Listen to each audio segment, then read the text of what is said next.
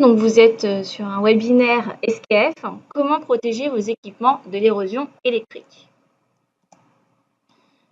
Donc ce webinaire, il est présenté par Guillaume Vu, qui est ingénieur d'application et surtout référent technique pour de nombreux contrats de fertilisation, mais également par Adil Moumen, qui est ingénieur d'application également et qui est spécialiste des applications ferroviaires dans les moteurs de traction.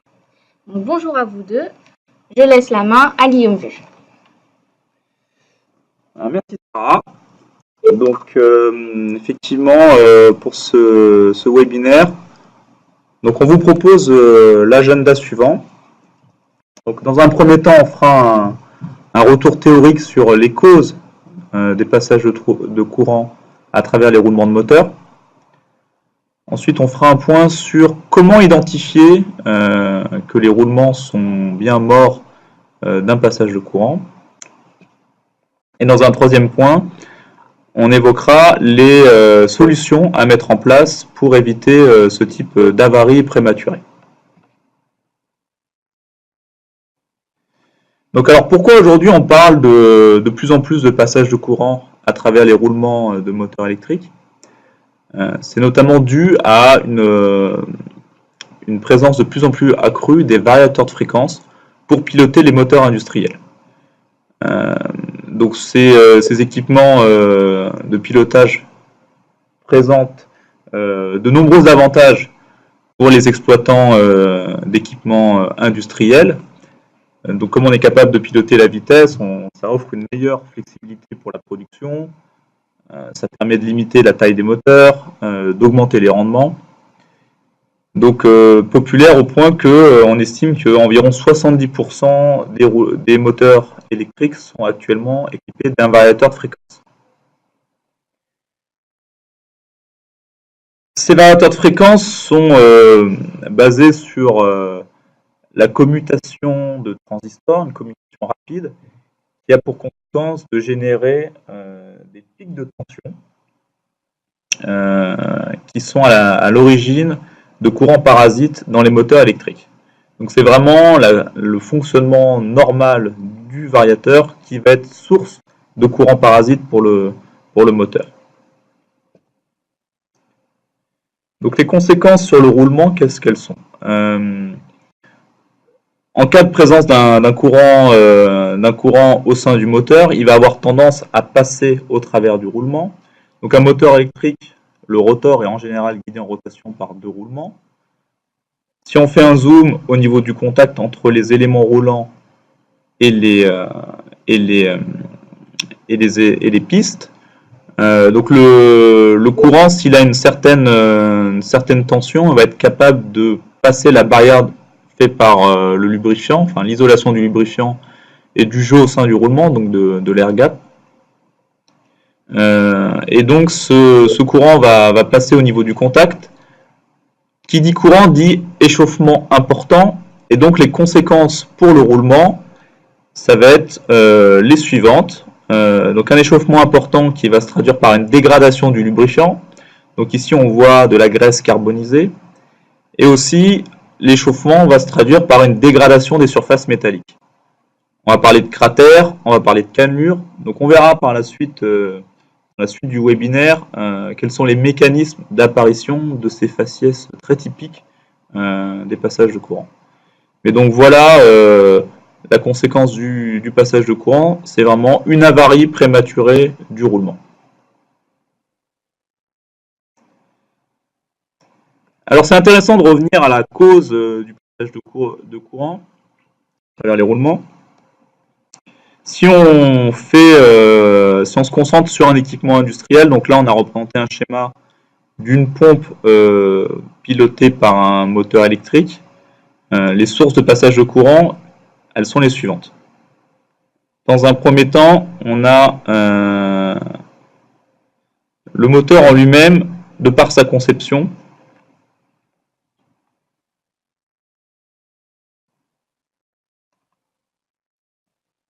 Voilà. Le moteur en lui-même, de par sa conception, peut être source de courant parasite. Donc, par exemple, s'il y a une asymétrie de bobinage ou une mauvaise isolation interspire, L'aspect mise à la terre aussi est important et peut être, en cas de mauvaise isolation, source de courant parasite. De même qu'au niveau de l'alimentation du moteur, donc le câblage, si on n'utilise pas des câbles blindés, du fait des phénomènes de magnétisme, c'est aussi une source possible de courant parasite. Donc ces trois sources-là, si l'exploitant respecte l'état de l'art ou les bonnes pratiques de l'industrie, c'est des choses qu'on peut limiter un maximum et voir s'en affranchir. Par contre, la quatrième source, donc les variateurs de fréquence, ce que j'ai expliqué en préambule, c'est que leur conception même, leur mode de fonctionnement même, est une source majeure de courant parasite. Donc c'est pour ça qu'ici on parle de source principale de passage de courant, les variateurs de fréquence. Donc une fois qu'on a parlé de ces courants parasites, comment ils circulent au sein du moteur? Donc on va avoir des courants qui traversent le moteur, on va parler de courants de mise à la terre. Donc ça concerne principalement les aspects mauvais câblage ou défaut de mise à la terre. Et des courants qui circulent au sein du moteur, on parle de courant de circulation.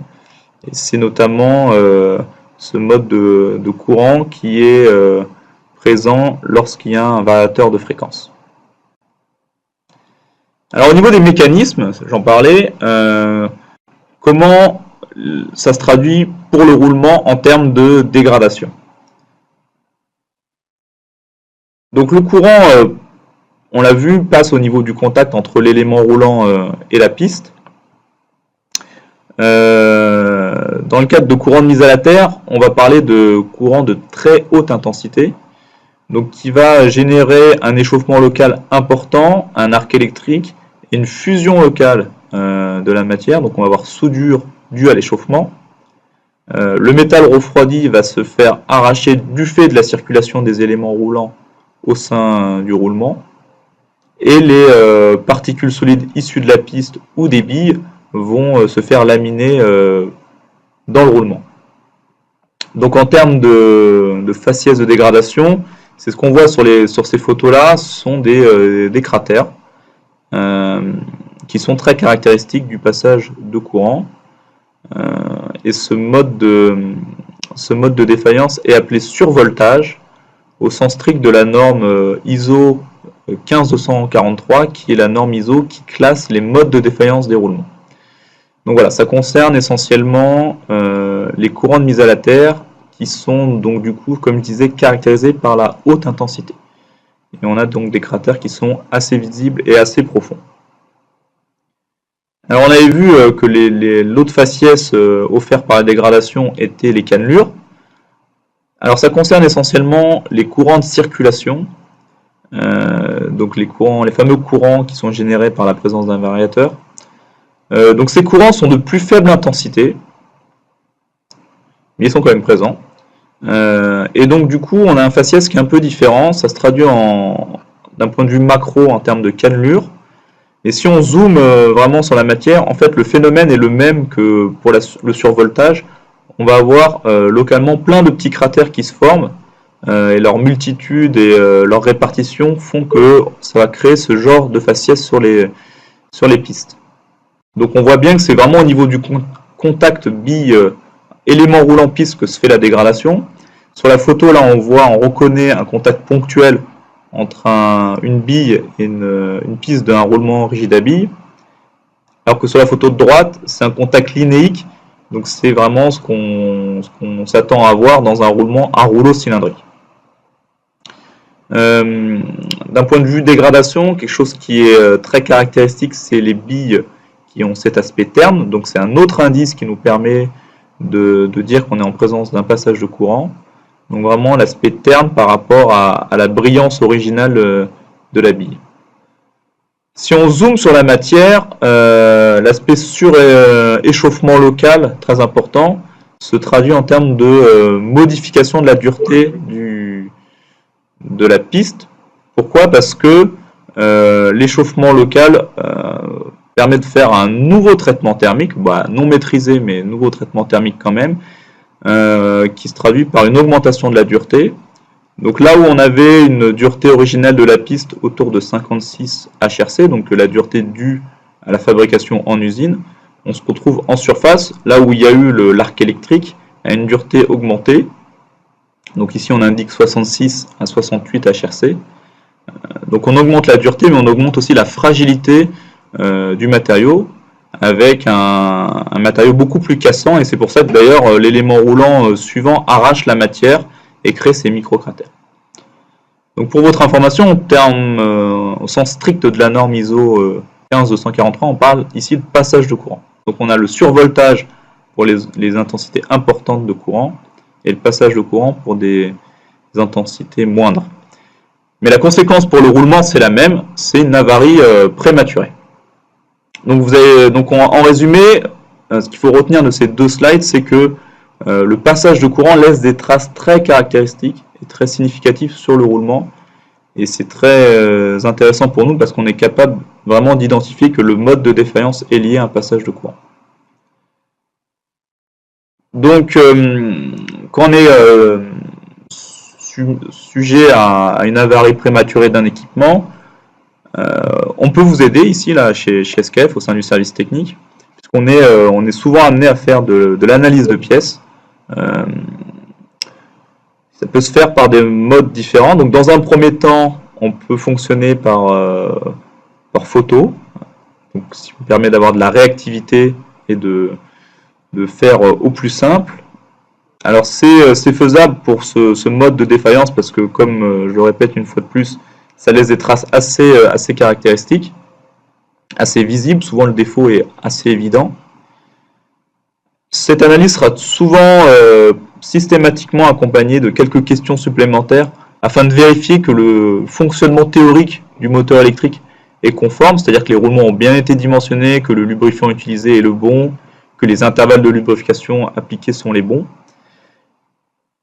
Derrière ça, c'est que si on fiabilise le moteur et qu'on supprime le problème passage de courant, on ne veut pas que le moteur ait d'autres avaries liées à des choses qui n'ont pas été étudiées. Donc on va en profiter pour bien vérifier que l'application ne présente pas d'autres problèmes que l'aspect passage de courant.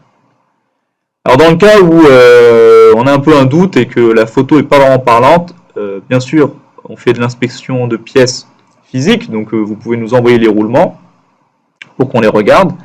Et donc dans ce cas-là, bien faire attention au moment du démontage, faire le plus gentiment possible afin de ne pas dégrader les surfaces à inspecter de notre côté, donc pas effacer les traces caractéristiques.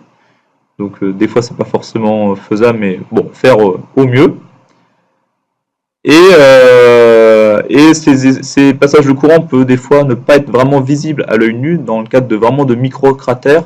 Et on va être obligé de faire appel à notre laboratoire, donc à Saint-Cyr-sur-Loire, qui possède des moyens, donc microscope à balayage électronique, qui permet vraiment de voir à l'aspect microstructurel de la matière. Et c'est intéressant parce que on a cet aspect nouveau traitement thermique, donc ça modifie aussi la matière. Donc c'est un autre. Si vraiment visuellement ça apparaît pas à l'œil nu, l'aspect labo peut nous permettre de trancher quant à la présence d'un passage de courant. Donc voilà, ce qu'il faut retenir, c'est qu'on est capable d'identifier que la défaillance vient bien d'un passage de courant. Donc on va passer à la troisième partie qui concerne les solutions pour protéger les équipements de l'érosion électrique. Et donc avant de laisser la parole à mon collègue Adil, on a un petit quiz qui va apparaître dans votre interface. Donc à votre avis, quelles sont les solutions à mettre en place, les solutions d'isolation à mettre en place pour éviter les passages de courant? Donc je vous laisse répondre et on va poursuivre. Oui, n'hésitez pas à répondre.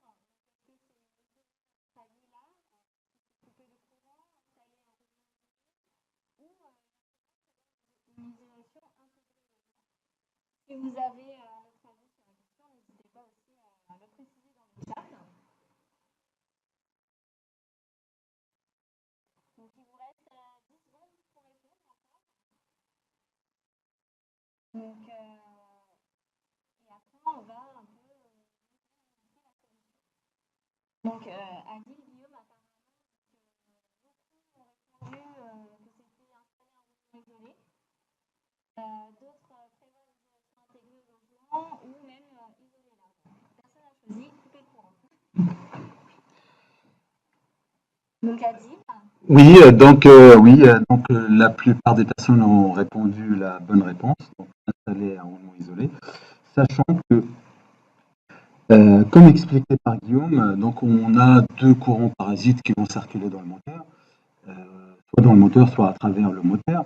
Donc les courants de mise à la terre, et donc là, pour en remédier, on va privilégier des câbles blindés et on va s'assurer d'avoir un équipement de mise à la terre efficace, donc via une trace de masse ou un équipement de retour de courant. Et pour les courants de mise, des courants de circulation, donc qui vont circuler dans le moteur, donc là, on va s'assurer qu'on a une conception du moteur avec une absence de défaut interne. Et donc ça c'est pour les nouveaux moteurs, et pour les moteurs qui sont des services, on a des contrôles comme les contrôles électriques qui peuvent aider donc à détecter éventuels problèmes. Et pour ce faire, c'est pas l'objet de notre présentation aujourd'hui, mais on va vous donner à la fin de ce webinaire le contact SKF pour l'appareillage qui s'assure du contrôle électrique. Et la troisième alternative, c'est isoler les composants. Donc techniquement, on a la possibilité d'isoler les trois composants. Donc soit isoler le logement, donc soit au niveau du contact avec le roulement, ou avoir une isolation intégrée, donc dans le carter ou dans le logement, ou isoler l'arbre et l'épaulement, donc pareil au niveau du contact avec le roulement. Et la troisième alternative, c'est isoler le roulement ou avoir un roulement avec une isolation intégrée, donc soit via la bague extérieure ou la bague intérieure ou via les éléments roulants. Ces trois alternatives, ils ont bien sûr un coût. Comme vous pouvez le remarquer, la solution la moins onéreuse, c'est d'avoir une isolation intégrée au roulement. Pourquoi? Parce que en fait, cette solution ne nécessite aucune adaptation ni de conception, à l'inverse des deux autres. Donc ça tombe bien, SKF a deux offres pour l'isolation intégrée au roulement. Donc on a l'offre roulement SKF Imscout, donc avec un revêtement en oxyde d'alumine sur la bague extérieure ou la bague intérieure, comme j'ai déjà expliqué. L'offre standard SKF, c'est avec une épaisseur de 100 microns, mais on peut avoir en option une offre à 200 microns ou 300 microns. Sachant que plus l'épaisseur est importante, plus l'isolation est efficace, mais par contre, plus l'épaisseur est importante, plus on risque de fragiliser le revêtement. La deuxième solution, c'est les roulements hybrides. Donc, c'est les roulements avec des éléments roulants en céramique. Donc, l'offre SKF, c'est bi au rouleau en céramique. Donc, la céramique utilisée, c'est du nitrure au silicium. Donc, c'est de la poudre donc de nitrure de silicium qui est pressée à chaud et qui est après rectifiée pour avoir l'élément roulant voulu. Avant de détailler ces deux solutions, on va faire un petit rappel théorique. Donc là, ce que j'ai schématisé, donc c'est un roulement d'un point de vue électrique. Vous voyez qu'en fait, on a une multitude de résistances et de capacités.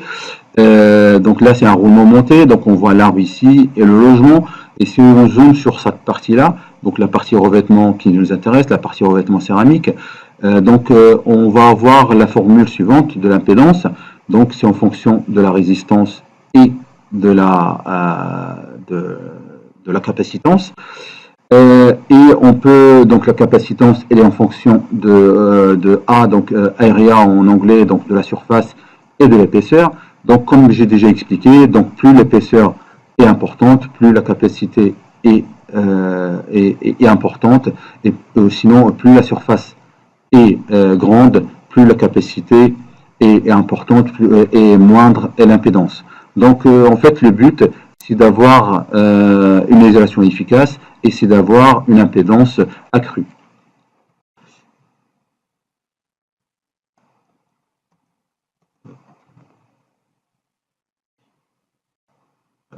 Hop, pardon. Oui, donc le graphe qui suit, en fait, là on a l'impédance électrique donc qui va nous déterminer l'efficacité de l'isolation, pardon. Donc elle est en fonction de la fréquence et de la capacité et de la résistance ohmique. Donc plus la résistance ohmique est importante, donc plus on va avoir une isolation une isolation efficace et on voit que dans les régimes où on a de la haute fréquence, donc l'isolation via la bague intérieure ou la bague extérieure, elle donne pas satisfaction puisqu'on est au-delà des deux graphes dessus. Donc voilà pour la partie pour le choix. Donc avant de continuer, je vous laisse faire le quiz suivant. Donc à votre avis, dans quel cas faut-il utiliser un roulement isolé, donc in-so-code, ou un roulement hybride?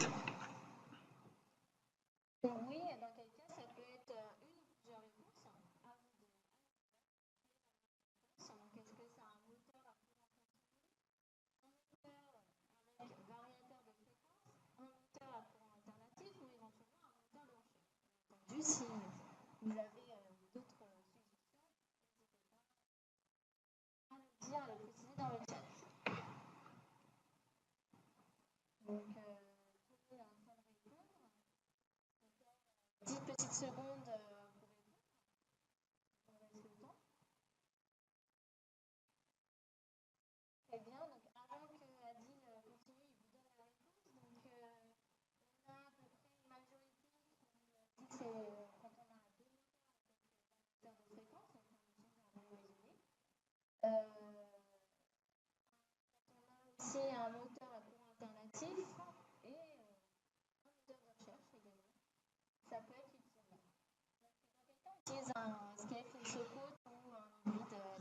Voilà, merci Sarah. C'est ce qu'on va voir dans le schéma suivant. Donc, ce qu'il faut retenir. Donc, on a deux types de courants parasites qui vont avoir tendance à dégrader prématurément les roulements. Donc, des courants de mise à la terre, donc qui vont avoir comme mode de défaillance un survoltage, ou des courants de circulation qui vont avoir comme mode de défaillance un passage de courant. Donc, comme vous pouvez remarquer, ces courants de mise à la terre, donc ils vont circuler à travers le moteur, et les courants de circulation, ils vont circuler à l'intérieur du moteur. La solution avec un roulement iso-cote, on va la privilégier pour des moteurs à courant continu ou sinon des moteurs à courant alternatif mais monophasé. Et la solution avec des roulements hybrides, ça va être des moteurs à courant continu très phasés, ou des moteurs avec des variateurs de fréquence. Et pour choisir d'isoler un ou deux paliers, donc pour les courants de mise à la terre, on va isoler les deux paliers, soit via des roulements iso-cote ou des roulements hybrides, et pour des courants de circulation, parce que là le but c'est de briser en fait la boucle de courant. Donc on va isoler un palier et généralement on va faire le choix d'isoler le palier fixe, donc puisque c'est la solution la moins onéreuse par rapport à une isolation du palier libre. Voilà, c'est terminé pour cette partie. Là, je laisse la main à Sarah pour vous expliquer les contrôles et les suivis des moteurs. On peut également contrôler et suivre les moteurs électriques, donc soit par l'analyse électrique pour un contrôle de l'état précis du système d'isolation électrique. Donc, on peut passer via un système de contrôle dynamique ou de contrôle statique. Mais on peut également faire de la détection de premier niveau avec des produits de maintenance conditionnels de base tels que un détecteur de passage de courant. Donc aujourd'hui chez SCF, on a également le TKED1, un thermomètre infrarouge tel que le TKTL, ou un stéthoscope tel que le TMST. Pour ce qui est de l'analyse électrique, nous avons aussi des produits Baker. On voit que c'est quand même, c'est tout de même un sujet qui suscite beaucoup d'intérêt, beaucoup de questionnements. Du coup, ce qu'on vous conseille, c'est de ne pas hésiter à continuer à prendre contact, notamment pour tout ce qui est questions techniques avec Guillaume Vu ou même Adi Noumen. Donc, voici leur mail. Et si éventuellement aussi vous avez des questions sur l'analyse électrique, vous pouvez contacter bien entendu Joseph Dicréa.